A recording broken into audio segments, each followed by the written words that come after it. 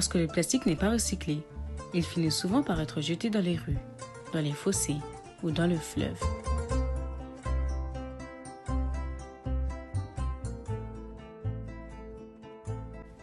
On estime que la production des déchets plastiques à Bamako représente aujourd'hui 40 tonnes par jour. Les déchets plastiques sont partout, dans les marchés, au pied des monuments et dans les rues. Notre équipe s'est rendue dans le grand marché de la Médina et c'est une piscine de déchets plastiques qui nous attendait.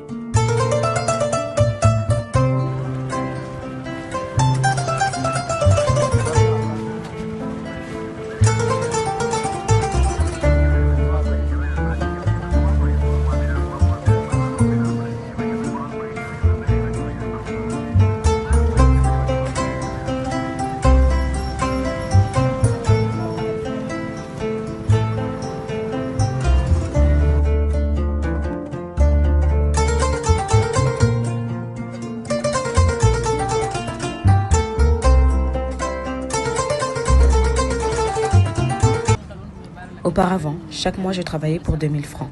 Ce que je gagne à la déchetterie aujourd'hui me permet d'économiser et acheter de la nourriture pour ma cuisine. Dieu merci. Je m'appelle Aïssa Tasso. Cela fait un moment que je travaille à la déchetterie, ce qui me permet de gagner un peu d'argent.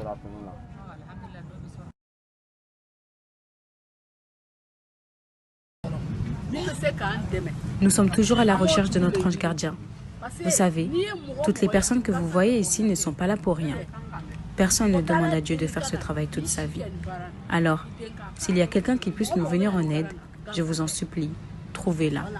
Quelqu'un qui puisse nous trouver un meilleur travail pour que nous puissions vivre mieux.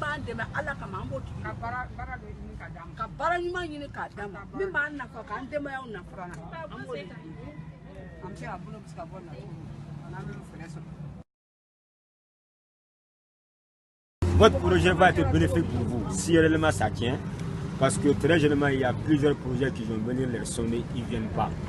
Donc voilà, vous étant des fils de la diaspora, ils savent que vous dites vrai. Si réellement vous pouvez venir, il y a une dame qui a dit, elles ont besoin de nourriture. Souvent, elles ne mangent pas, elles ont des enfants. Il y a une dame qui a dit aussi, il faut valoriser leur travail. Il y a une dame aussi qui a dit, il faut les mettre en condition. Elles en ont besoin. Nourriture, conditions, voilà, valorisation, voilà tout. Bref, je ne peux pas tout vous dire, mais en tout cas, toutes sortes de conditions, toute aide sera le bienvenu.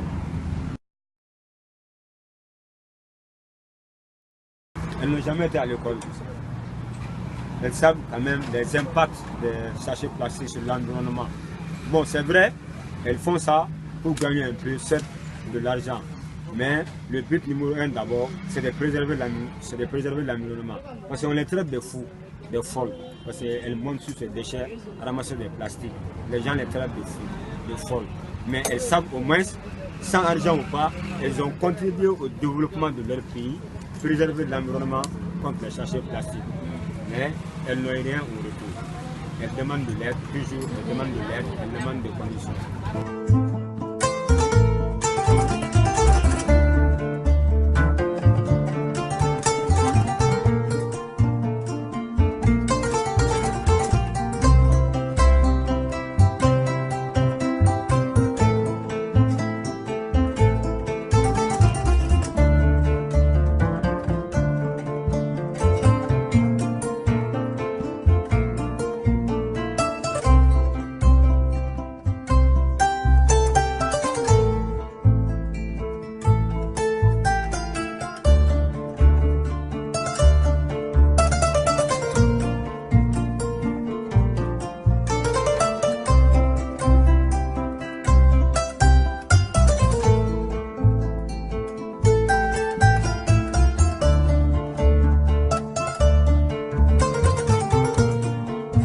Voici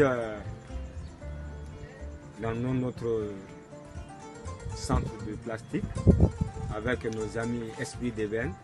Notre balade continue à Bamako, le président commune 4.